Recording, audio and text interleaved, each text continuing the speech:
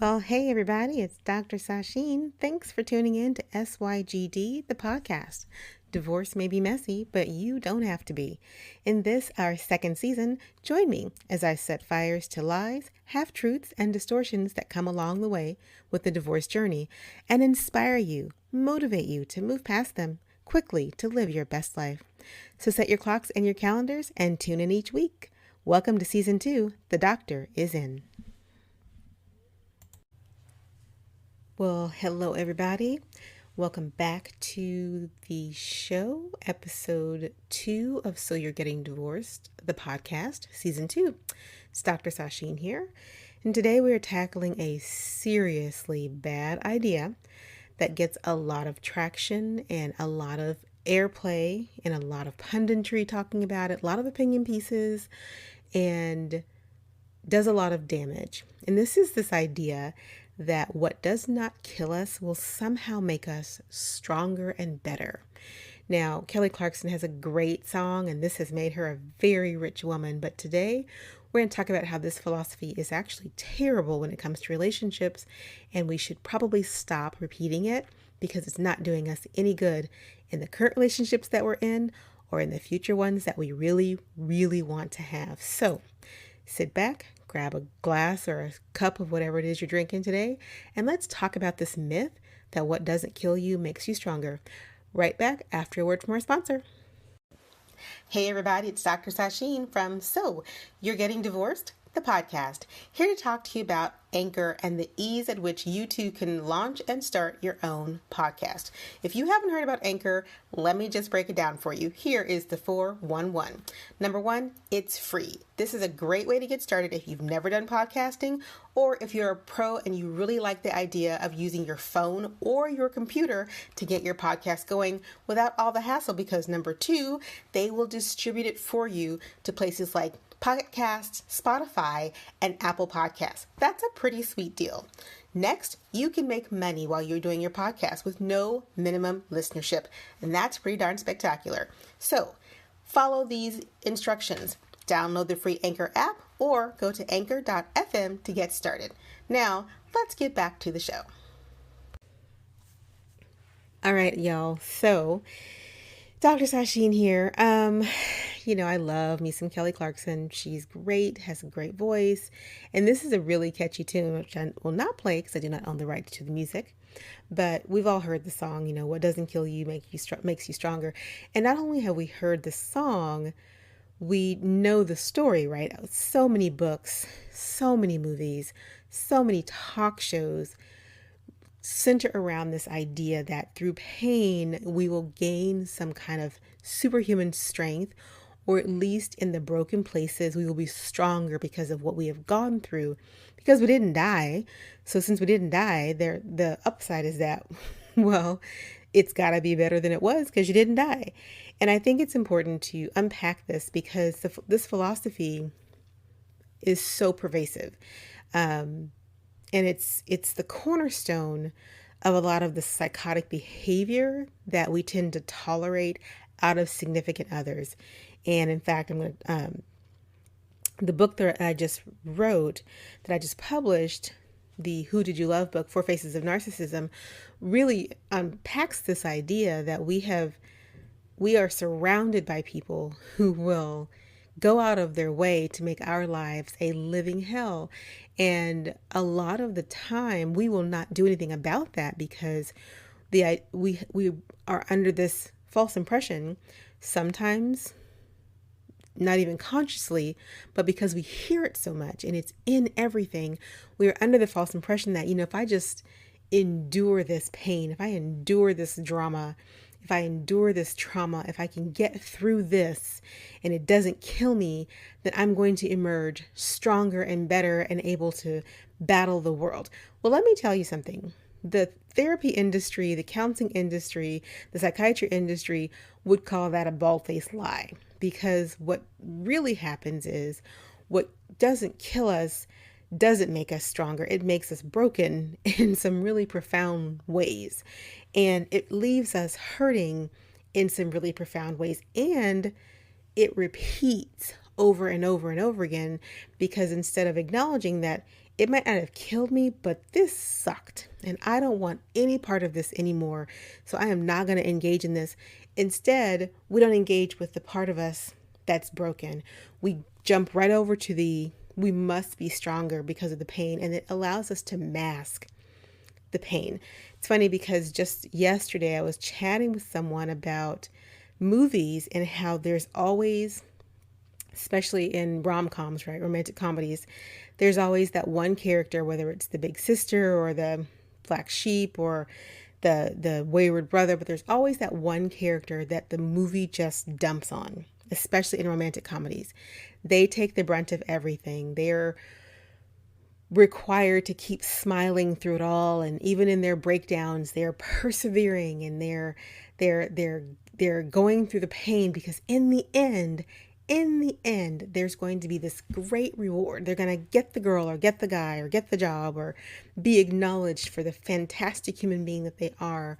Whatever the case may be, they're going to go through it, and at the end of it they're going to be almost saint-like. And if they're not, then the movie kind of leaves them as this broken figure. But ultimately, we're led to believe that in that brokenness, they will find a strength to become an even better person than they were before. Well, they might have been a fine person before, but they've been put through a bunch of crap and they've come out the end of it not any better for it. But instead of acknowledging that, we say, well, but they'll be better for it eventually. And the movie always wraps it up nice and neatly with a bow. And, because that's a narrative that we spend so much, when it comes to real life relationships, we also tend to spin that narrative like, yes, this may hurt and this person may do this thing to me over and over and over again, or I may have, in essence, the same relationship over and over and over again, but daggone it, I am loyal to the end. I hate the kind of prescription that's labeled against women, especially Black women. Since I'm a Black woman, I'm going to speak from that perspective of the ride or die. Like, whatever it is, however hard I have to go for you, however far that I have to go to be with you, even to my death, I will be with you, because in that sacrifice, I will show you how strong I am. And the mental health toll that this takes on women and men, but I'm talking to my girls out here, in relationships is devastating, because in marriage, this leads to all kinds of suffering. And though books and songs and movies may sing the praises of heartache and heartbreak and painful life experiences as these quote unquote great teachers that toughen us up and teach us great lessons, they never talk about the underbelly. They never talk about the other side of that, which are the quiet lives lived in paralyzing anxiety and debilitating fear and panic attacks and depression and suicidal attempts, because that's really what this idea masks. The what doesn't kill you makes you stronger ignores the pain. And it requires us to say, in pain comes lessons that we need to live. And if you know anything about this podcast, and if you're a first-time listener, let me just spell it out for you. I am not the kind of person who believes that all lessons need to come from painful experiences, number one. Number two, you don't have to learn every painful lesson that's out there. You can learn from somebody else's painful lesson and choose not to repeat it in your own life. And number three, I think that happiness is just as good of a teacher as pain and sadness. And so I am always looking for ways to bring the lessons to me in ways that are much more joyful than they are painful. Does that mean that we can ignore pain? Of course not. And pain can be a great clarifier, and it can be a hell of a teacher, but it doesn't have to be. And sometimes, well, I would argue that most of the time we glorify, or we're asked to glorify, the pain as somehow greater than a greater teacher than happiness, a greater teacher than something that's less painful. And so, like I said, we see this in so many experiences and so many books and movies and whatnot. In fact, Megan Thee Stallion, one of my favorite artists, said just recently, and she's so right, that we require children to grow so fast before they're even ready. And she was talking specifically about Black girls, but I would argue that it's all children. for the most part, are asked to grow up quickly because they're going to experience things that hurt. And instead of allowing them to hurt as a child, we force them to hurt, get over it, and then say, well, this experience is going to make you stronger and tougher. And so I'm going to let you go through it in a way that perhaps as a child, you don't really need to go through it that way. You could go through it in a different way and come out of it with a little bit of a different perspective that will keep your innocence intact. Instead, we get into such a rush to negate the innocence of children by thinking, well, if it doesn't kill them, they'll get stronger for this experience. And that's not necessarily true. And in divorce, and I'm talking to my divorced ones out there who are going through a divorce who have kids, in a divorce, it's sometimes easy to think, kids are resilient. They're going to get over all kinds of things. Regardless of what happens, they're going to figure it out. This is true. Kids are resilient. They are going to figure it out. But there are certain things that they're not going to figure out. And it's acknowledging that sometimes if we could stop for a second and look at what's happening in a relationship and look at the pattern that's repeating in a relationship, then perhaps we could keep our kids from going down that road. Perhaps we could keep our children from paying the price in their lives for the pain that we're causing in our own lives, or the pain someone else is causing in our own lives, by saying, not only is this not making me stronger, it really sucks, and I'm just not going to do this anymore. I'm not going to repeat this abuse. I'm not going to repeat the suffering. I'm not going to repeat the patterns that lead to my lack of confidence. I'm not going to repeat the patterns that lead to my lack of willpower. I'm not going to do that. And by deciding to not do that and to getting help to stop that cycle, then perhaps we can actually not pass on to kids this idea that what doesn't kill you makes you stronger. And maybe what we start to pass on to kids is there are certain circumstances that are going to hurt, but they don't have to be everything. They don't have to be the be all end all. They don't have to be the life lesson that you learn over and over and over again. They can hurt for a moment, be healed, and you get to move on. You don't have to take that with you. And if the pushback is, well, but if you don't learn from that lesson, then you repeat that lesson. I didn't say you couldn't learn from a lesson. That doesn't make you stronger because you learned the lesson. Learning the lesson doesn't make you stronger. Choosing to be strong makes you stronger. And that's what I'd like for us to understand. Choosing to be strong makes you stronger. Learning lessons through pain doesn't make you stronger. It just makes life painful. It just makes life really, really painful. It continues and perpetuates a cycle of abuse, both internal, external abuse, and it validates sticking with just bad stuff, regardless of how you might feel, regardless of what you may want. Because in the bad somehow is a nobility and an almost saint-like persona comes out of it, right? Sticking with the bad gives you a sense of gravitas that enjoying life just doesn't seem to be accorded to you. And what I want to say is that's just ridiculous. It is absolutely ridiculous.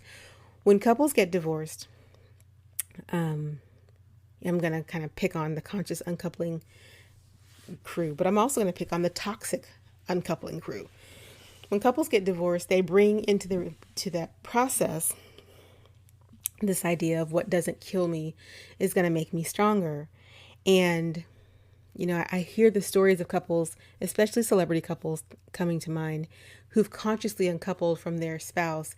And I hear a lot of pain sometimes in the sacrifices and the negating and kind of subsuming of the feelings of getting divorced, the feeling of losing the dream, and the idea that, well, we're going to grow stronger by choosing in this process to ignore, not acknowledge, but ignore the pain that this process has actually caused us.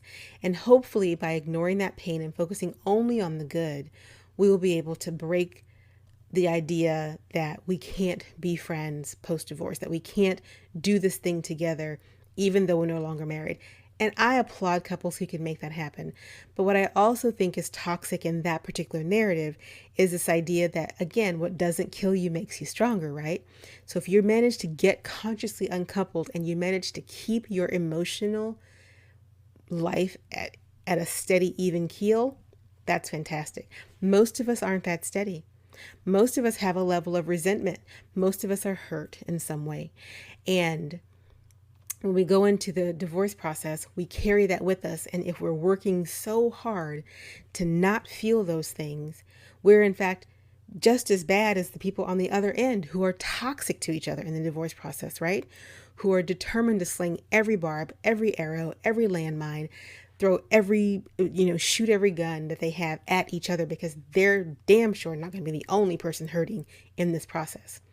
To me, they're two ends of the continuum of crazy. It's negate all that we're feeling because, after all, what doesn't kill you makes you stronger. So I can negate my feelings and show the world that I am strong and I'm content and I can do this for the sake of whatever. And we are the model. Or, other end of the spectrum, I am going to show the world that I can burn everything down on the way out the door.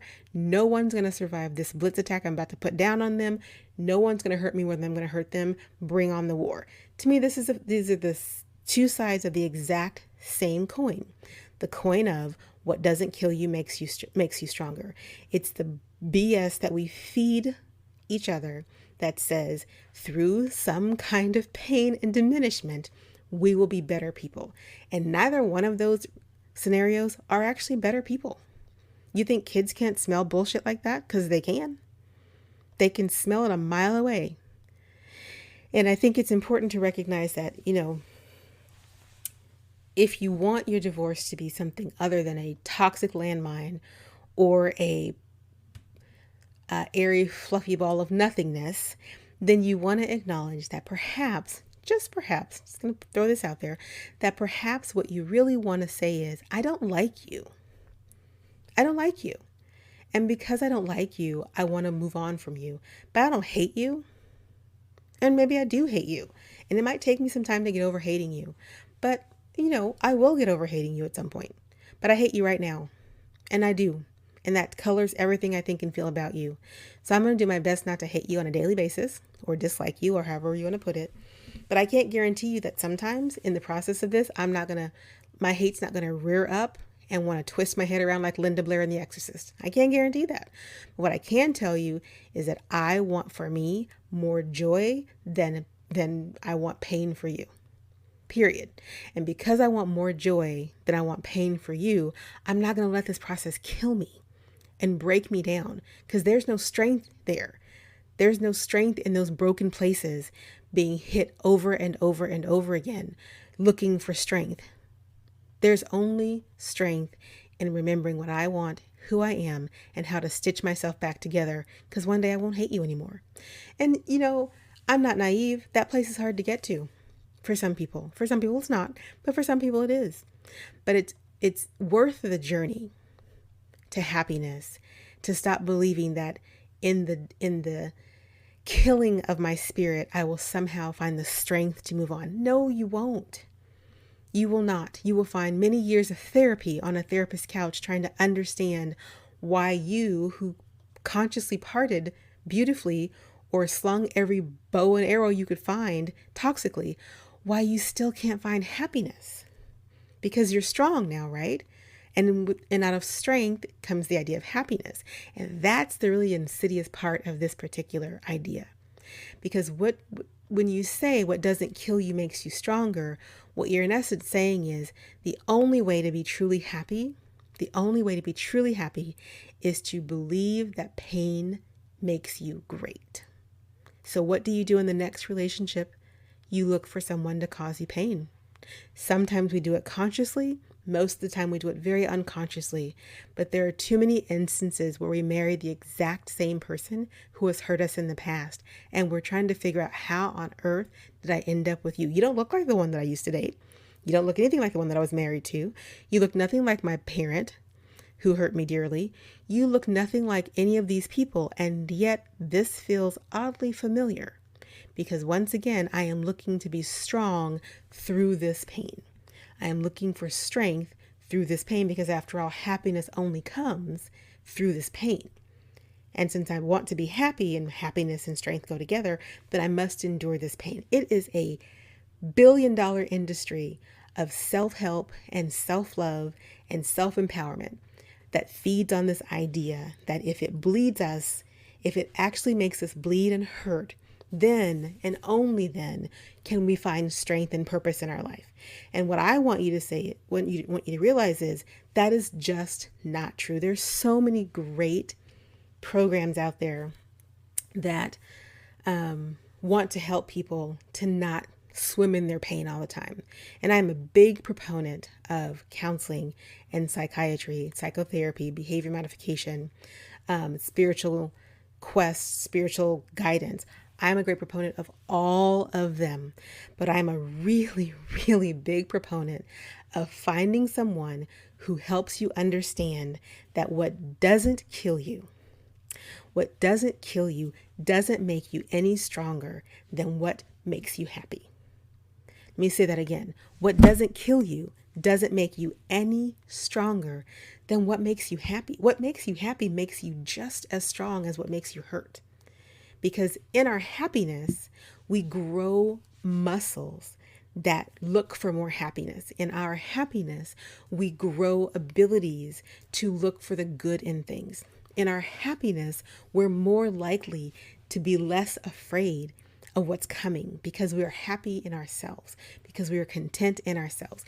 And when you're going through a divorce, if you can find things that make you happy, truly happy, you will find the process, no matter how painful it is, doesn't destroy you. Doesn't destroy you. And you know what? That has nothing to do with the pain making you stronger. What it does is remind you that this pain is fleeting. It doesn't last forever. This moment is short in the chapter books of your life. And this is just a chapter, and you're entitled to feel however you want to feel about it in that moment through that entire chapter. But you also get to feel good. You get to feel good. You don't have to feel bad. And in the goodness, I argue, you can find the happiness that the pain would teach you. But God, who wants to live a painful lesson over and over and over again? Who wants to do that? No one does. So, I'm sorry, Kelly Clarkson. It is a great song.